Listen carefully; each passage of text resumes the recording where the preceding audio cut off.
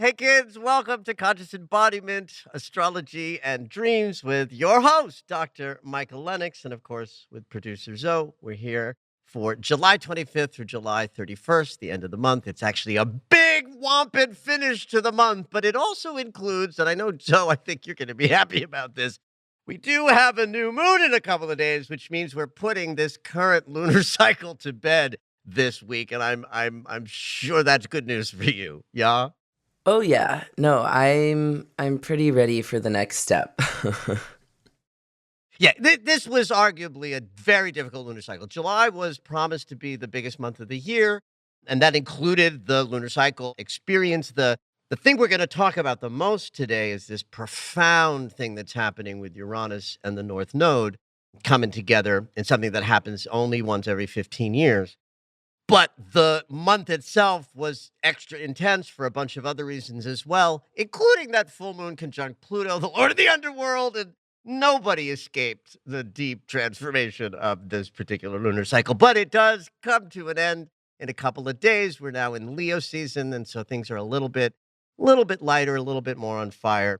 But let's first talk about this really profound experience of the planet that we know as the Great Awakener, Uranus, conjuncting the North Node of the moon.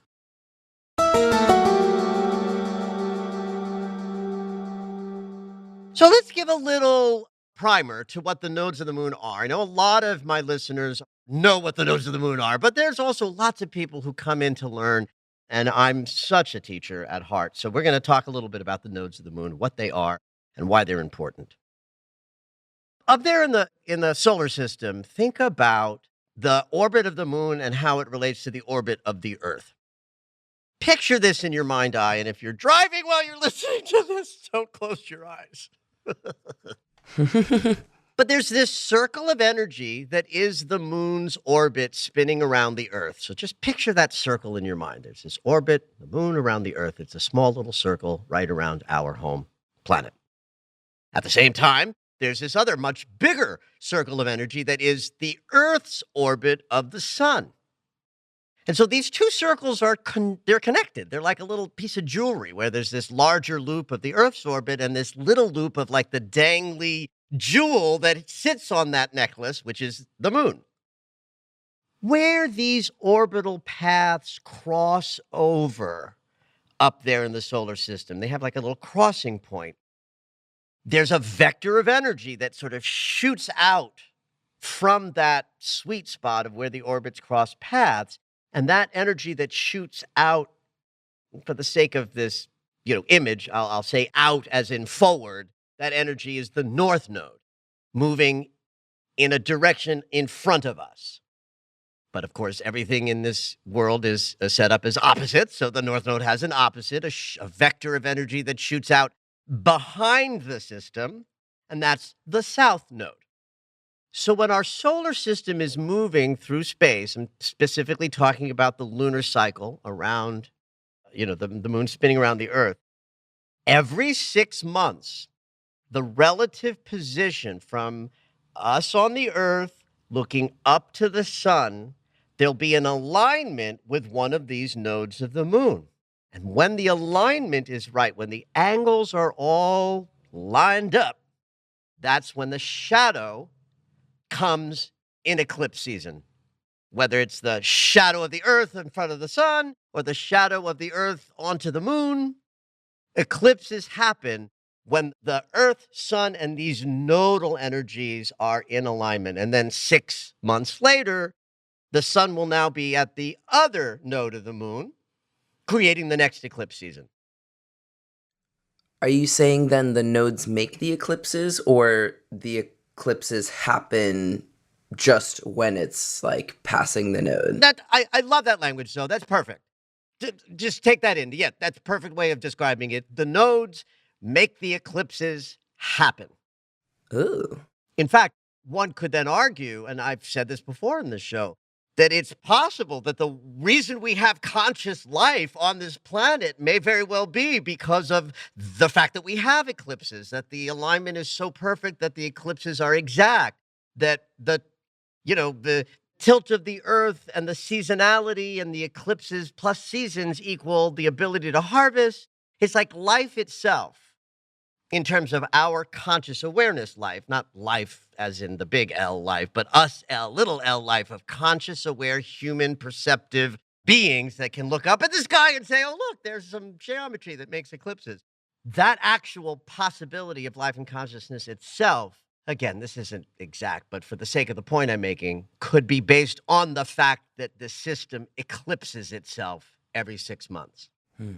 So, in fact, in ancient astrology, eclipses were thought of as so profound that the idea of eclipses got linked in with the notion of portending future events.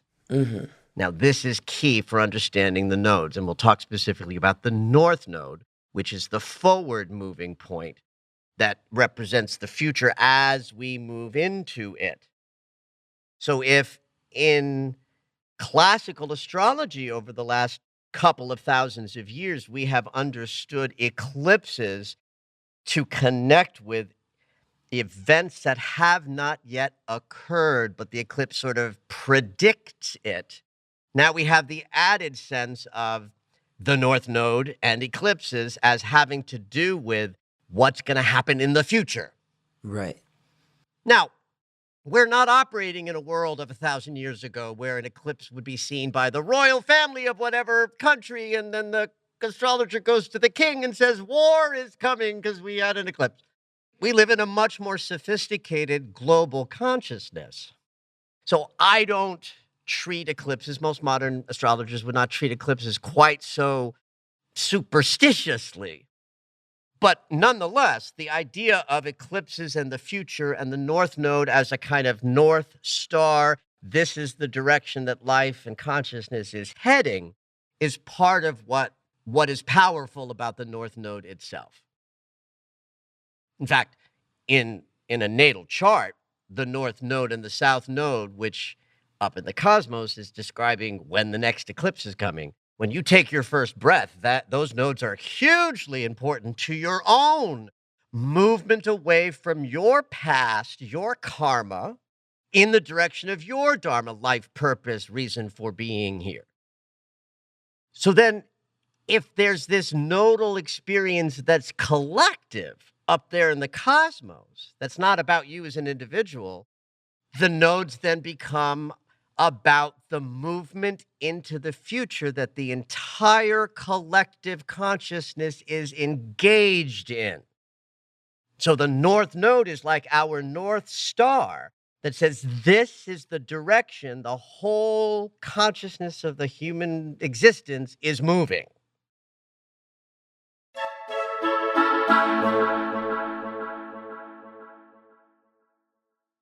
So when the nodes are transited by social and outer planets, Jupiter and Saturn, and Neptune, Uranus, and Pluto, those transits reflect big, sweeping changes in the movement of the collective.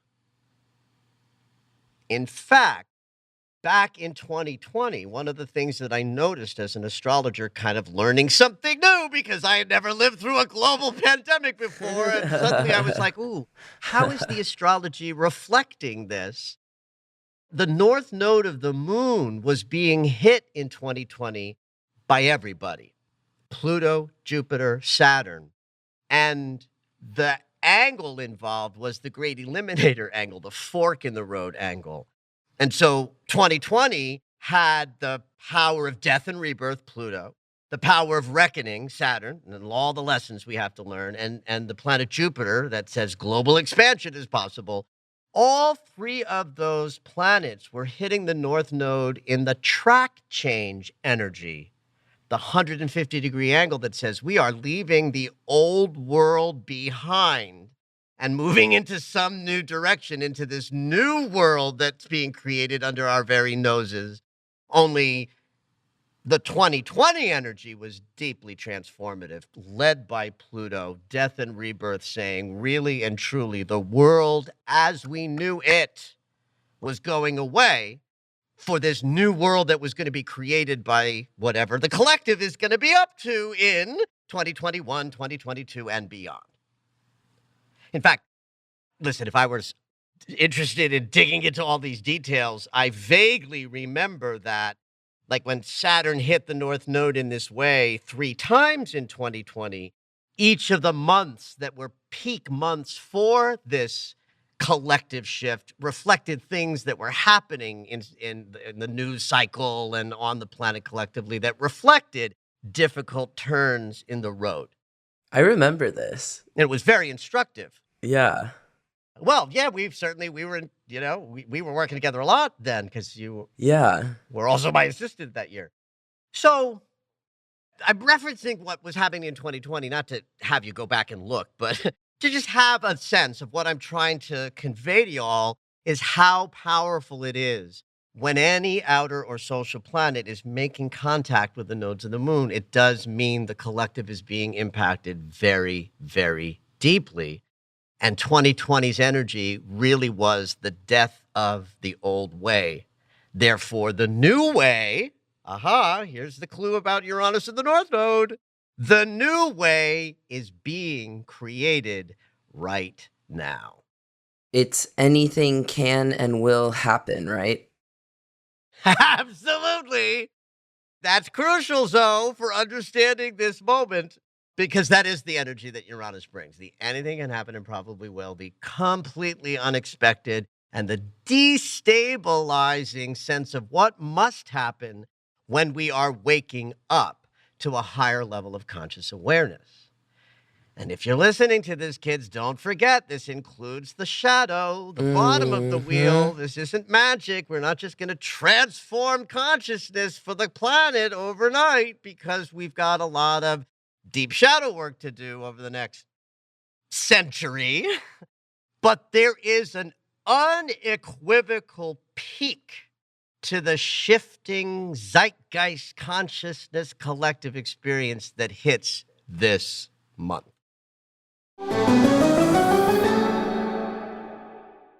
One could argue that though all of the social and outer planets will make contact with the nodes of the moon all of the time, that the conjunction of Uranus and the North Node has a greater sense of momentum creating, slingshotting into new directions, because that's the essence of the planet coming together with the point that represents the collective.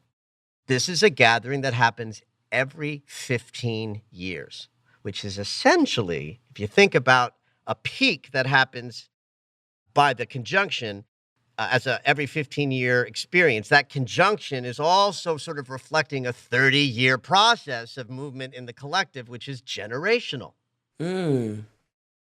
Every generation, Uranus conjuncts the North Node and says, slingshot in this direction, or how about that direction, or let's go in a new direction. For what generation does this month affect then? Or does it affect everyone? I want to make sure that I'm clear here, Zoe. When I say it's a generational thing, don't go looking for which generation, because I'm using generation in a very abstract way. Got it. Okay. Not in a you're the boomer generation, you're the Gen Z, you're not quite that literal use of generation, but the essence of 30-year time frames on the planet reflect a generation rising up and exerting their influence. Yes. And this is a moment of that kind of generational influential years that down the line we'll be able to look back and say that was the point. That was the apex of when everything changed. Okay. In this decade of the 21st century. So in a way, what's happening this month is impacting this summer of 22, the entire calendar year and the last decade and the next decade.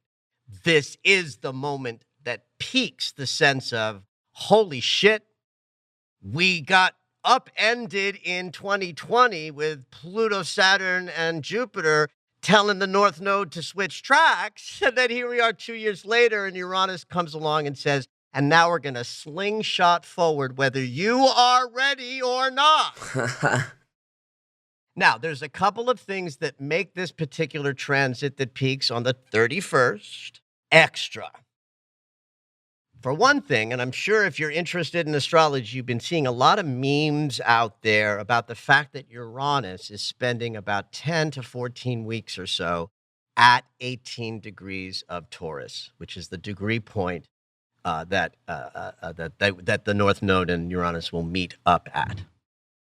Now, this is not rare and unusual, although the memes will tell you that. I've seen them out there going, oh my God, Uranus at the same degree point for 14 weeks. It's like, yeah, that's what happens every time Uranus goes retrograde. Every 5 or 6 months, Uranus slows down and stays at the same point for 14 weeks. So be wary of the memes you see out there. I haven't seen these. Well, especially when the message is to be scary or, nervous making, because that gets more hits. That's just inserting fear. Exactly. Now, it's not rare, but it is significant. Okay. Right? It's significant that a planet that is not moving is hitting a sensitive key conjunction. When a planet is in what's called stationing, meaning slowing down to either turn around to go retrograde or direct, because it happens in both ends of the movement cycle, it makes that planet's energy much more objective and powerful. So it's like if Uranus can shoot lightning flashes all over the place, generating the sudden and the unexpected, when he's not moving, those lightning flashes land, kids. And just look at what's happening on the planet, right? This entire couple of months peaking right now includes all sorts of things happening in the news and in politics that do reflect a kind of wild lightning flash hurtling us into new territory stuff, things that we would call good and things that we would call bad. Of course, depending on what side of the aisle you're sitting on, it might be a different set of what you are thinking is good and bad. But no matter how you slice it, peaking right now is this outrageous slingshot into a new world that we have no idea what that's going to be or look like. We're trying to create it while moving at 1,000 miles an hour and try to stay stable while that forward thrust is hitting.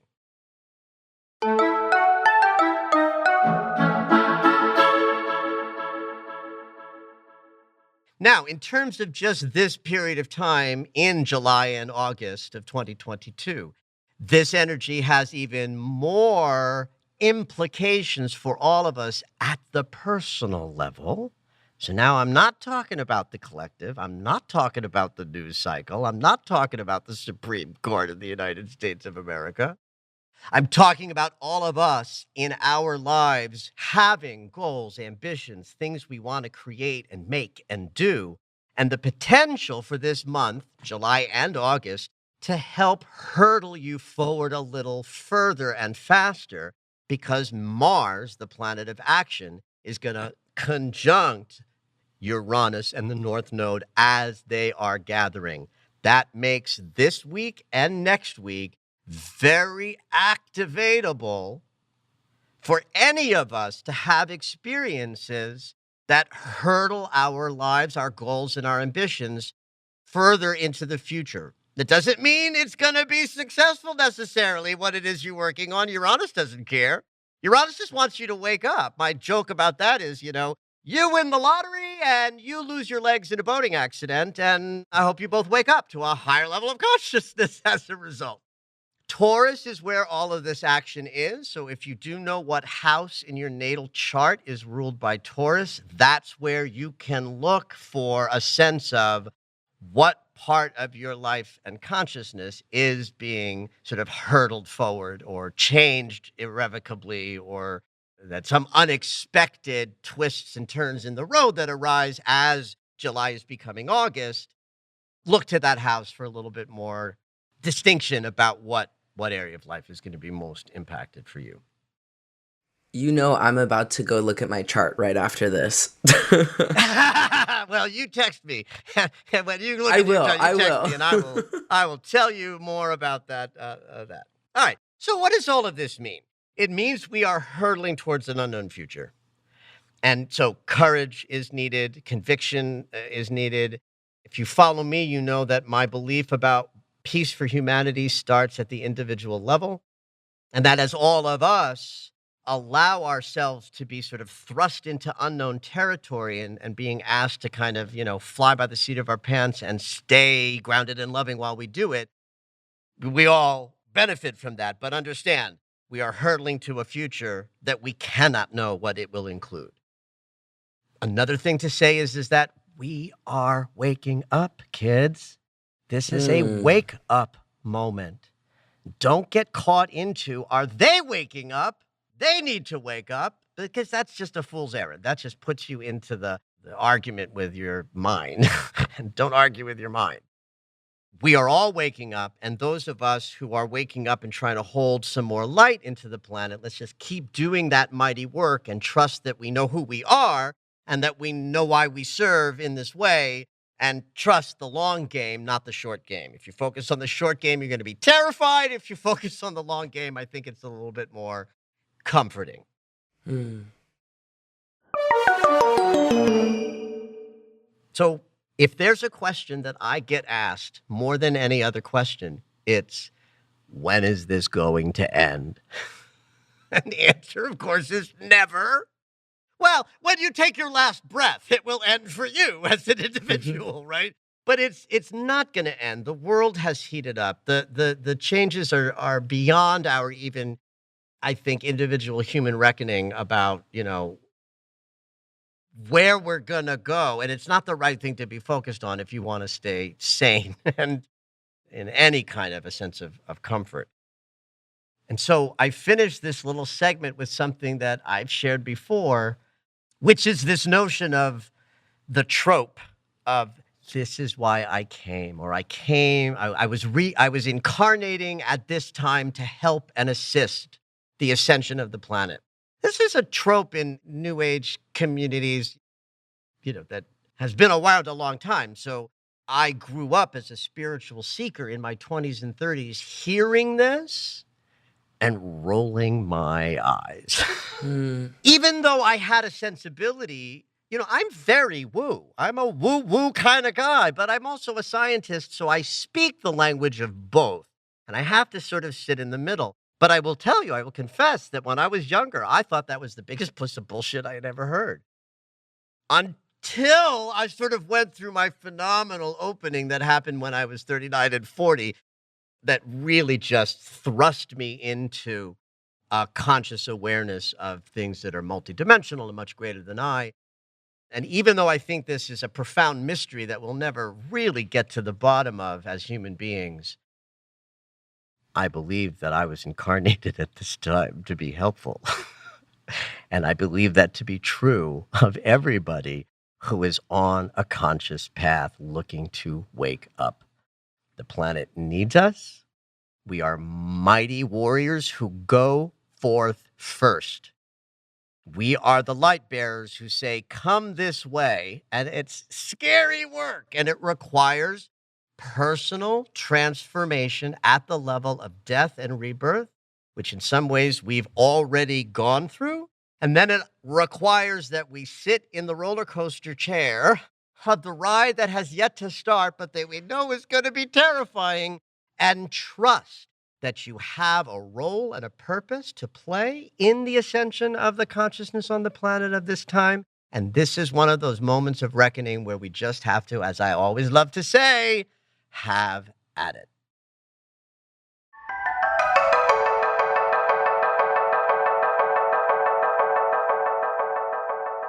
I am very much looking forward to the new moon in Leo on the 28th, which is Thursday, midday Pacific time. We've got the sun in Leo, and the moon will join the sun. We got a new moon in Leo on Thursday. First and foremost, the thing I want to say about this next lunar cycle is that it's not the last lunar cycle. But truly, the last lunar cycle was a promise of brutality. And listen, life is still in session, though. So it's not like this is going to be a party of a lunar cycle, but it has things built into this new moon that will offer a lot more cash and prizes and some possibility of personal self-expression at a much higher level. Yes. And hopefully some joy. Mm-hmm. So let's start with the idea that we're in the Leo mansion. There's no mistaking that in Western astrology, before the advent of the Southern Hemisphere being colonized by white Europeans and having to sort of figure out how to be in a world where summer is winter and winter is summer, there's no mistaking that summertime and the Leo mansion is in between very active moments of spring and autumn, where we are either planting or reaping. So we're very busy during those seasons, whereas in winter, we're not so busy. We're in the fallow, we're in the rest, we're in the dark. But then in the midsummer, we're in a place where we don't have to harvest yet. We're done with our planting. We get to play. And so Leo mansion is ruled by the sun. Not surprising that in the Northern Hemisphere, it's midsummer where we get to enjoy that sense of expansiveness unencumbered by the heavy-duty work of spring or winter. Now, of course, we're not farmers anymore, but the archetypes still apply, so that when we're in the Leo mansion, we're in consideration of our personal self-expression, the things that light us up creatively. Leo invented all of the joyful elements of life, like children and pets and sex and all of the fun we get to have while we're here. So a new moon in this sign is about setting intentions for more of that. More joyful self-expression, more creativity, more access to things in your life that will bring you a sense of joy because you're understanding what lights you up and you're making it happen. There's a very precise trine between the new moon in Leo and Jupiter in Aries. Jupiter is the planet of all expansion, abundance, and joy. Joy, if we have joy as a birthright, which I like to say that we do, Jupiter allows for that. And so a new moon in a trine with Jupiter will take the intentions that we set at this time and incorporate a sense of expansive possibility because he's in the house. It's like the new moon. The sun and the moon are getting together saying, what can we create? Jupiter's right there in a harmonious sort of eyesight, eye line and earshot, says, anything you want. There's an old Bette Midler quote. I don't know exactly what it is, but I remember there's something like, I want it all and I want it delivered. I love that. So the new moon trine Jupiter offers that. Now, it's not the only thing that's going on, so it's not a perfect sense of I can have anything I want.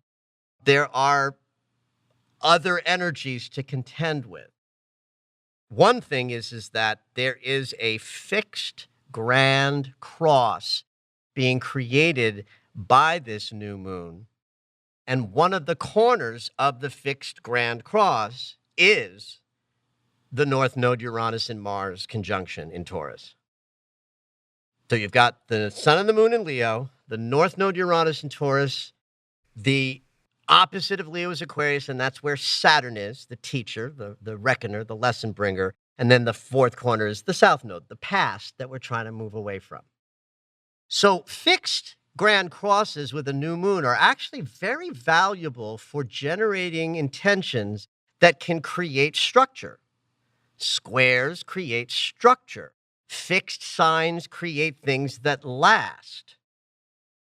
But remember back to the Uranus portion of the podcast. Anything can happen and probably will. And we're moving very fast in a new direction while we're also trying to pay attention to what we want to accomplish today and right now. So there's a kind of instability in this intention setting moment that has access to joy and a sense of creating structure, but we might miss all sorts of unexpected things that are coming. We might set intentions now in our own sort of Leonian sense of, I want this, I deserve it, I believe that I deserve it, therefore I have all the power to create it. Mm. And Uranus and the North Node in Mars might have very different ideas. So whatever you set as an intention, understand it has a built-in sense of, oh yeah, that's the form and structure you want.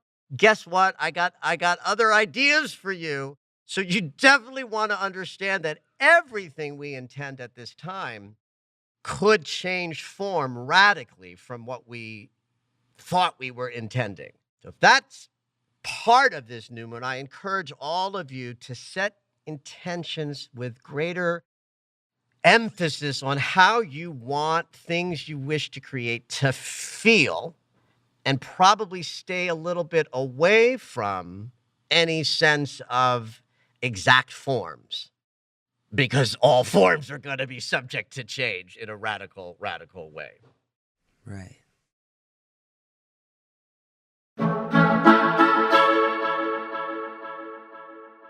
The last thing I'll say about this new moon is that while not close enough to be exactly conjunct the new moon, Leo is also home right now to Mercury, the mind, the part of our consciousness with which we set intentions. So this is a benefit that our intention-setting mind is also aligned with personal self-expression, a sense of leadership, an extra bit of confidence and optimism about what we're capable of. And there's an exact trine between Mercury and Chiron during this new moon, which means we get to set intentions about what we want to create from a place of understanding where and what we've been healing. The roughness of last lunar cycle was because change and healing were taking place. And the beauty of Mercury in Leo trining Chiron in Aries at an intention-setting moment is there can be something more authentic about how you dial into your inner desires, language the intention you wish to create, and declare it, but you'll be coming from a deeper, more authentic place inside of you because of the changes and the healings that the last, not only lunar cycle, but the whole first 7 months of 2022 have brought you. Leo is where we can sort of take on the world and rush out there and say, this is me, I've got something to share, and you will pay attention. So use that enthusiasm when you're thinking about the intentions you want to set, and have at it.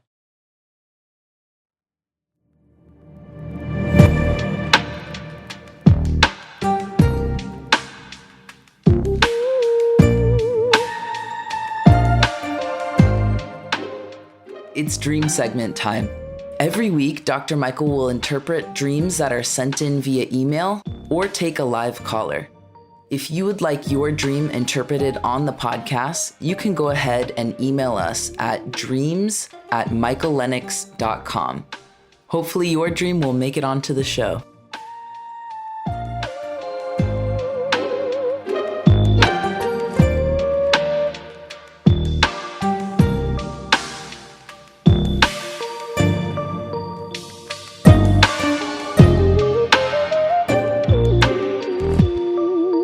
We have another email dream this week, and I just really wanted to read it because there's a whale in there. And not that I like whales in aquariums, but I do like aquariums in general. I love the ocean and sea life.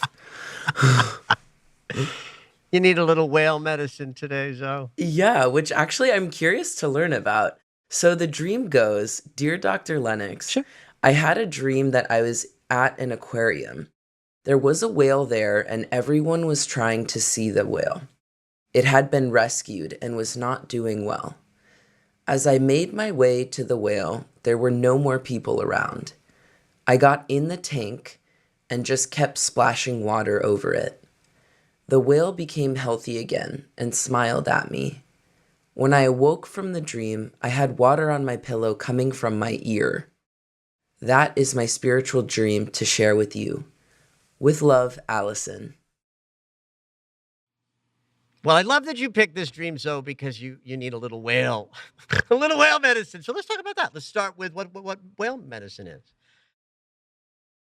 The oceans are the symbolic world of our unconscious. Whales are mammals, which means they breathe air, like us. As such, they represent conscious awareness because they breathe the air of consciousness. But what they have that's special for us symbolically is that if the ocean is the unconscious and the deep ocean is a place where we can never really get to, it's too deep in terms of unconscious territory, the whale is capable of diving below the surface of consciousness, swim around gathering medicine and wisdom and notions that are living below the surface of our awareness. And then they swim up to the surface to take a breath, essentially, symbolically, delivering their wisdom from the below. Then if you add to this some of the new age woo-woo notions of whales and dolphins, for that matter, of having some sort of powerful medicine. I mean, in the real woo-woo world, it's like whale song is considered powerfully connected to other dimensional consciousness. That's not really my world, so I can't speak into that more accurately, but it's sort of in there. If you're my age, you know that the best Star Trek movie of all was number 4, where they come to save the whales because the whale song is going to stop the horrible thing that's going to destroy the Earth in the future. So they go back in time to find a whale and save the day. But that movie is built from the whale medicine notion that that song that they make is sacred to us at a consciousness level. And part of why that exists is that we have symbolic meaning of animal medicine based on what they are, how they operate, what they do, right? So this notion of a mammalian super intelligent consciousness that can go down below the surface and bring back wisdom makes this really powerful medicine, especially as it relates to changes that are taking place below the surface of your consciousness. The whale medicine says, I got you. I can take you below. I can hold my breath as we go down below until you learn what you have to learn. And I promise I'll get you back up to the surface where you can take a breath and you will come back changed and transformed. So it's very powerful medicine. So when we're in aquarium consciousness, we're in man-made intervention of the natural order of things. It might be very beautiful to go to an aquarium, but it's also the hubris of mankind to say, we will rob the beauty of the earth and we'll contain it so you can view it. So being at an aquarium is already our dreamer's consideration of the impact of the world at this moment. I think this is a dream about Allison's relationship to what the world is going through, and a sense that she has an ability to go into the healing space by going into the tank with the whale and all of the humans disappearing. That's all of her other thoughts. So the part of her that goes into the tank is the part of her that believes I can heal something deeply unconscious that might even be both personal and transpersonal. And this aligns with my idea that we heal our own personal wounds and that we help the planet have less wounding on the outside. And I think this idea of many people at the aquarium in the beginning of the dream is Allison and all of her pedestrian thoughts, but that as she goes deeper into her spiritual, mystical parts of herself, going into the tank, all of those other thoughts fade. In the dream landscape, that's all of the people disappearing as she gets to the whale. My interpretation of that is that as Allison considers her sort of sacred role in healing herself and the planet, all of those thoughts dissipate and quiet down as she goes and does what she knows to do. which is to splash water on the whale, to sort of give the whale the reminder of the power of water, the feminine healing power of water, the water as the whale's natural domain and home, water as the elixir that brings life, so that Allison understands what she is to do, both for herself and for the world at large. This is for everybody, kids, and this fits right into the first half of the podcast about Uranus and the North Node and how scary and destabilizing it is right now to go on our journeys. This dream is a beautiful example of that each of us has within us. Access to the very highest part of our consciousness. And in this case, we're talking about the whale medicine. And that though it is injured by the way the world has been treating it, Aquarium Consciousness, we can heal that and restore ourselves to something more organic, powerful, healing, and capable of bringing love to the planet at a time when it's needed so badly. Thank you for listening to Conscious Embodiment, Astrology and Dreams with Dr. Michael Lennox.